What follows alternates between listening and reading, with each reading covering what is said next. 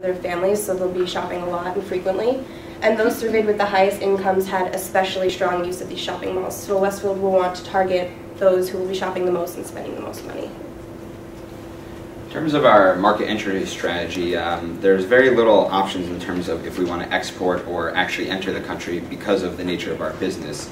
You know, if we were selling something like McDonald's and we could export burgers, lettuce, and all this from around the world, it'd be one thing. But because of the nature of actually renting retail space, we need to have the physical infrastructure in Canada. The next important thing you have to realize is that most of our business is a business-to-business transaction.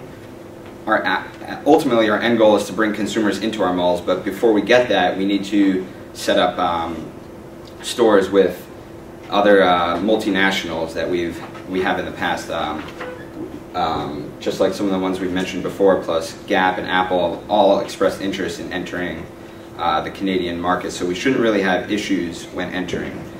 Another thing that we have to realize is that we have different distribution channels for advertising, because we can't be really advertising on television when the people that we're trying to contact aren't necessarily the end consumer. We're trying to look at the businesses. As I mentioned, that our existing relationships should really be beneficial. And next slide. In terms of franchising, contract manufacturing, licensing, assembly, those aren't really options for us just because of the nature of our business again. Ultimately, the biggest decision we had to make was whether we wanted to acquire an existing mall, use the greenfield option, or a joint venture. In the past, we've used joint ventures and greenfield entry into different markets, but as a team we decided it might be in our best interest to use a greenfield entry because we feel that we have done the research in the Canadian market and we feel like we have the financial backing that we can create a new mall, and as mentioned, Canadians go to the mall often enough that we'll be able to generate business and with very little effort. So as Westfield enters Canada, what is its brand image going to be? Well, this is a two-part question that needs to be answered. To consumers, Westfield will be what it is in all its other operating markets, the high-end shopping experience. It's all about quality. But the same goes for the tenants, for retailers. It's going to be the same emphasis on quality. These are value-adding commercial services, this value-adding space that they can rent, center management, marketing services. So that's the brand basically is all about quality and helping consumers and helping retailers. What exactly will we offer in Canada? Pretty obvious, a shopping center in a prime commercial location, starting off with one center, more later on. Services, mall management leasing, it's a service that we must offer as a retail property developer. Marketing services, brand space, this will be available as soon as the Westfield Center comes online so that the anchor tenants are getting the marketing services they need. Partnership marketing, however, this would have to hold off until there are a few more Westfield Centers in Canada, since that's the nature of advertising for brand. It needs, you need more penetration in a market. And specialty leasing, same as brand space, as soon as there's a Westfield Center online. And community outreach, this is something that Westfield does wherever it is. One of the benefits of being a positive member of the community and having philanthropic events is it engages the consumers. Hopefully they'll come into the shopping center and buy some stuff. So, and pricing. This is something that Westfield will have to research very carefully for each of the locations it opens as shopping center. From our research, we discovered that the industry average in Canada is about $40 per square foot, but it can be as high as $300 per square feet in Toronto's Yorkville neighborhood, which is very upscale. So Westfield needs to be sure that it's not going to price itself out of the market by targeting high quality segments. As we mentioned earlier, Canada is a very urbanized environment with half of the population in its 6 largest urban areas.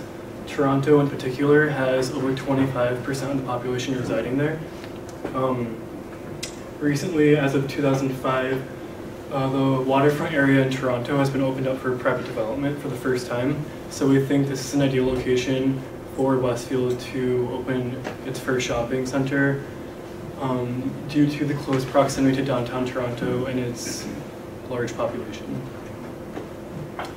The Westfield Group has a unique advertising challenge in that it must secure leasing from advertisers and also promote the consumer shopping experience at their malls. Westfield gives their tenants a variety of options for advertising their products, such as participating in seasonal shopping activities, sponsoring children's play areas in the mall, and offering the consumers that visit the Westfield shopping malls concierge services. The Westfield Group values giving back to the communities that they develop their malls in very strongly, and they tie this into their promotional events. One way they do this is having fashion parades where clothing from select stores in their malls are auctioned off and the proceeds are donated to charity. Westfield also has a variety of promotional events during the holiday season, such as offering discounts at select stores and activities within the mall, such as letting children take pictures of Santa Claus or riding around in trains to target the younger market. In November 2010, Rihanna lit the Christmas lights at the Westfield London and kicked off the Christmas shopping season. So they used a pop culture icon and a celebrity to garner attention for their shopping center. Okay, thank you very much. Questions?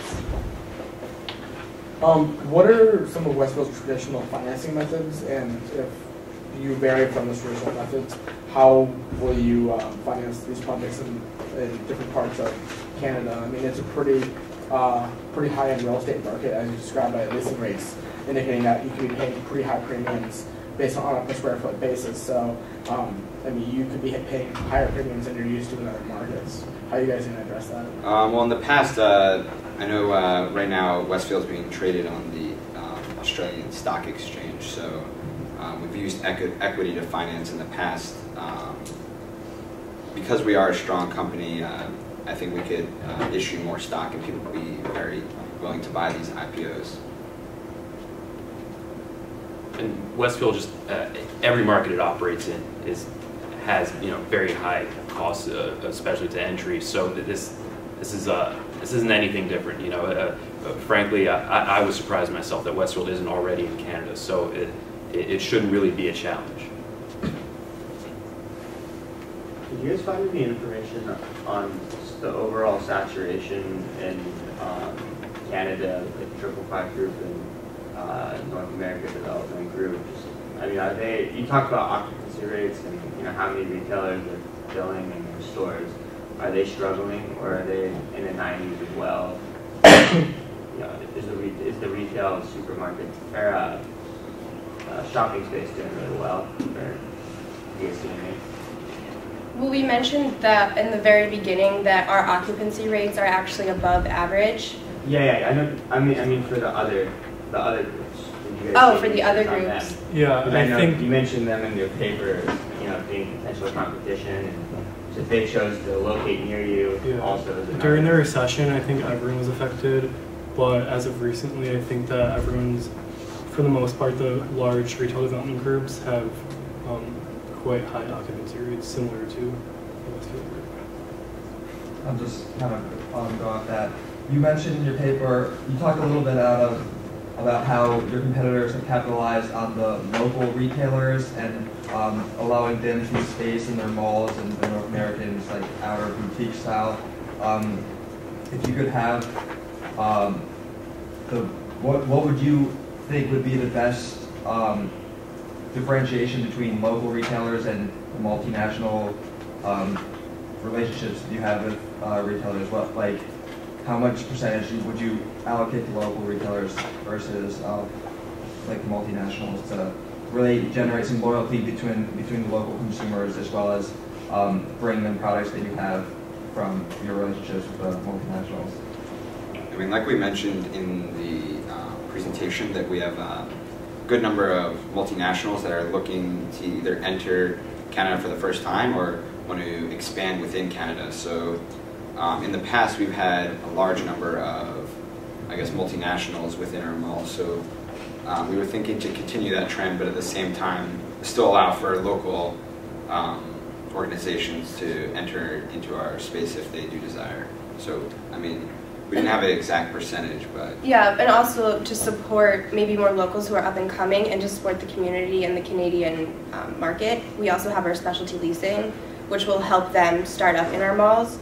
So we do work with them on marketing to the consumers throughout the mall so that they will be able to come into a Westfield mall and survive. Okay. Any last question, Heather? I was just wondering why you guys only chose to enter one city. You said Toronto, I think, right? And why you chose that over all the other cities? I think initially we are going to choose Toronto to develop our first center because of what I mentioned before, the land available and the large population.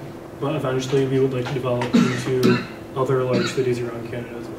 I mean, not only that, we felt that Toronto as a city is very similar to a lot of the American cities that we already exist in. So the transition would be a lot easier to there versus maybe Montreal, which has a more of a different twist than Toronto does. At the same time, we only wanted to enter one market initially just so we could see how it reacted to us entering before we kind of just expanded across the country. And what makes Toronto a great candidate is Toronto alone, the greater Toronto metropolitan area, is 25% of the Canadian population. So if you want to enter Canada and find out how your business is going to do anywhere in Canada, Toronto's the place to go for that. Okay, thank you very much.